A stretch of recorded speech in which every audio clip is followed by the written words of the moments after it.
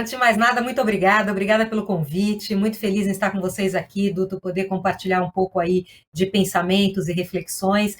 Você sabe que eu costumo dizer que ESG ou ISD é a sigla mais famosa das galáxias, né? Atualmente, ela ganhou uma visibilidade muito grande. Na verdade, a gente já vem nessa estrada há muito tempo, mas claramente nos últimos 5, 6 anos, por força dos investidores e agora por um impacto da pandemia, que mostrou que o mundo é interligado, né? Questões sociais, ambientais e de governança, junto com as econômico-financeiras, realmente a nova ordem do mundo, a gente tem aí uma visibilidade grande do ISD. E a tua pergunta é muito importante, né? Porque, na verdade, como é que eu entendo que essas questões saem da teoria, vão para a prática? É, pela realidade dos fatos, né? Então a gente vê cada vez mais questões sociais e ambientais impactando no econômico financeiro, né? Quer dizer, se uma empresa não presta atenção nessas questões, ela está sujeita ali a um desastre ambiental, por exemplo, ali nas suas, né, no entorno das suas fábricas, digamos, se for esse o caso, ou passar por questões sociais. Então, eu digo assim que a gente vem de um movimento em que os riscos estão se materializando, né? Então, eu tenho que estar atenta a essas questões, porque senão eu vou me prejudicar como empresa e como cidadão, no fim, né? E também as oportunidades estão surgindo. A gente tem aí uma série de discussões do quanto as agendas ambiental, de carbono, de diversidade, de fato agregam valor, né?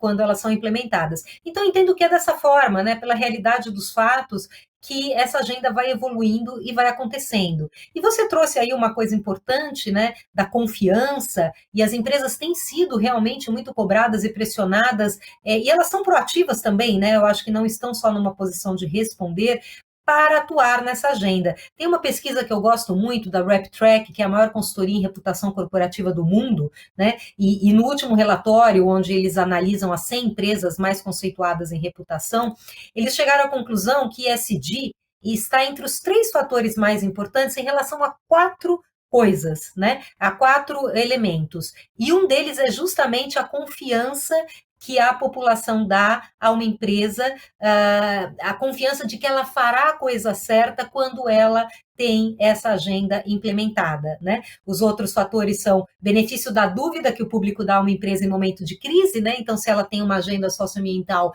eu vou tentar entender por que ela está passando por uma crise. Aí vem também a questão de decisão de comprar dessa empresa e recomendação a outras pessoas. Então, eu entendo que é dessa forma que as coisas acontecem, pelo valor que essa agenda vai demonstrando de fato ter no dia a dia, por meio de pesquisas enfim, de uma série de análises que são feitas e estão muito à disposição. A governança corporativa, eu costumo dizer que é a base do ISD, né? É como as coisas são organizadas, governadas, gerenciadas. Governança prevê transparência, prevê ética, enfim, tem uma série aí de conceitos que, na verdade, se a gente olhar para o Instituto Brasileiro de Governança Corporativa, faz 25 anos que a gente debate esse tema organizadamente no Brasil, né? Então não é algo novo, mas você tem razão que, de fato, ele ganhou um pouco mais de visibilidade aí nos últimos tempos. Então, primeiro, a gente tem que entender governança de uma forma mais macro, né? Como que a empresa se organiza, quais são os seus fóruns, os seus comitês, os seus conselhos, enfim, tem uma série de elementos da governança corporativa, e quando a gente vai aí especificamente até para as questões de ESG, também a governança desta agenda, né? Então, onde é tomada a decisão em relação ao que eu faço ou que eu não faço, quem é o responsável por isso, como é que nós nos organizamos. Então, assim, eu acho que o Brasil ele vai muito bem em governança, acho que falei do IBGC, também tem aí as regras quando a gente fala de mercado de capitais, da Bolsa Brasileira, né? Nós temos índices diferenciados de governança corporativa, a referência aí no mundo, novo mercado, etc. Então a gente já tem muita coisa colocada. O desafio eu acho que é entender na prática, né? Quer dizer, entendi, tem conceitos, tem todo esse conteúdo, e como é que isso faz sentido para a minha empresa e como de fato eu coloco em prática uma governança eficaz, né? Eu acho que esse é o principal desafio.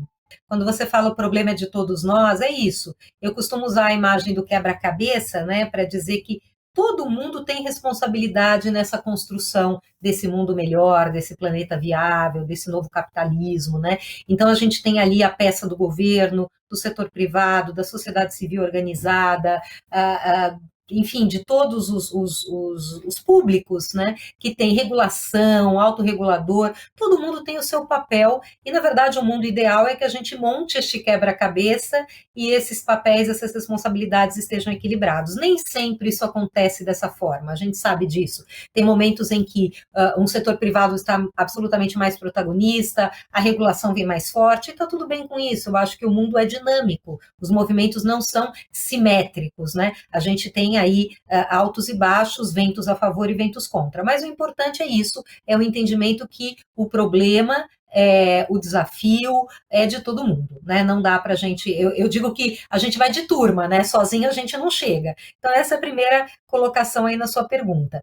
Compliance, eu já até escrevi uma vez um artigo sobre isso, eu sou colunista também do Valor Invest, que era Compliance ESG, né? Tudo a ver, quer dizer, uma agenda que tem absolutamente total conexão quando a gente fala ali da postura ética, do respeito às regras, ao que eu tenho que estar compliance, ao que eu tenho que aderir, né? Então, nós estamos falando, no fundo, né, de pessoas, e como é que a gente como que nos organizamos frente aos desafios de um mundo em que as questões ambientais e sociais se mostraram absolutamente determinantes para um novo econômico, e como eu, dentro da minha atuação, né, seja empresa, seja a sociedade civil, enfim, onde eu estiver, como é que eu faço a diferença nisso? E aí eu conecto com o terceiro ponto da sua pergunta, que é a informação, né? Eu digo que conhecimento é um dos principais desafios quando a gente fala para a efetividade desta agenda, que é, assim, entender do que nós estamos falando, né? Por que que uma economia de baixo carbono é tão importante? Qual o valor da diversidade? Enfim, todas aí, todos os aspectos dessas questões têm que ser plenamente divulgados e entendidos. E aí, a questão da transparência, que é uma das premissas de uma boa governança, né, vem forte nessa agenda, e aí quando a gente volta para a questão das empresas, elas são cobradas a publicar, elas vêm fazendo isso, as suas informações, as suas políticas, os seus desafios.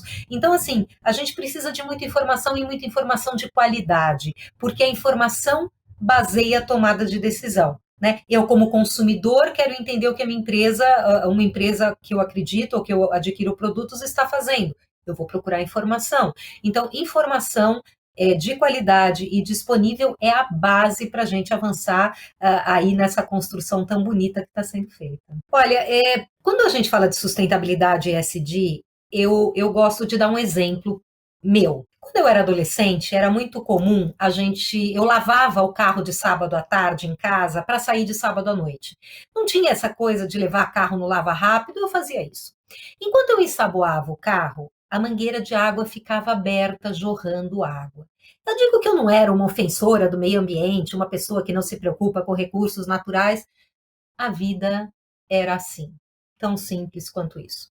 Hoje, se eu for tomar a mesma medida, óbvio, virão pessoas do meu lado e falam: você está doida, você está desperdiçando água. Então, na minha visão, todas essas questões se baseiam numa lógica de mudança de mundo. Mudança de comportamento, mudança de consumo, mudança de ver a vida, de usar termos, de falar sobre coisas que a gente não falava, de preservar, né, a água, coisas que antes a gente era como se fosse um presente dos céus que não queria acabar. Né? E, obviamente, de fazer negócios, de operar nesse mundo. Então, eu gosto muito de dar esse exemplo, porque, para mim, ele sintetiza toda esta conversa. Né?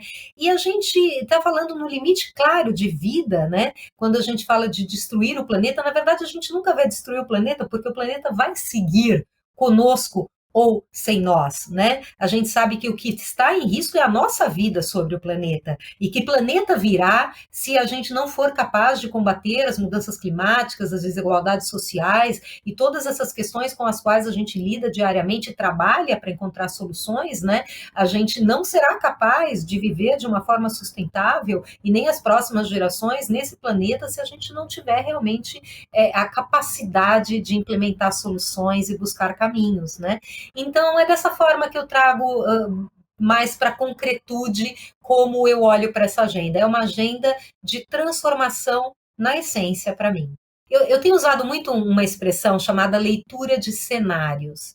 Eu acho que o que mais diferencia um profissional, uma pessoa, nós, é a capacidade de entender o que está acontecendo em torno de nós e como nós nos posicionamos em relação a isso, né? Para onde o mundo vai? Quais são as tendências? O que está se desenhando nos próximos anos, né? Leitura de cenários. E eu tenho aqui para mim, como quem atua aí há tanto tempo nessa área, que a gente está vivendo um momento muito diferente. Tem uma frase de Victor Hugo que eu gosto e que define para mim que nada é mais poderoso do que uma ideia cujo tempo chegou. E eu tenho muita certeza de que o tempo, não da sustentabilidade, do ISD, mas o tempo de construir esse novo modelo mais viável, ele chegou. E eu entendo que a gente faz isso também por três caminhos: pelo amor, pela dor ou pela inteligência. Ou a gente vai transformar e vai construir aí tudo que a Agenda 2030 dos Objetivos de Desenvolvimento Sustentável propõe, porque acreditamos pelo amor, pela convicção, pela dor é a perda, né? Eu perdi dinheiro, perdi imagem, perdi reputação por uma crise social ou ambiental, então eu nem acredito muito nessa história, alguém cuida, ou pela inteligência. É o entendimento que é para lá que o mundo vai, e quanto mais rápido eu for, melhor eu chego, menos energia eu perco, mais eu me diferencio.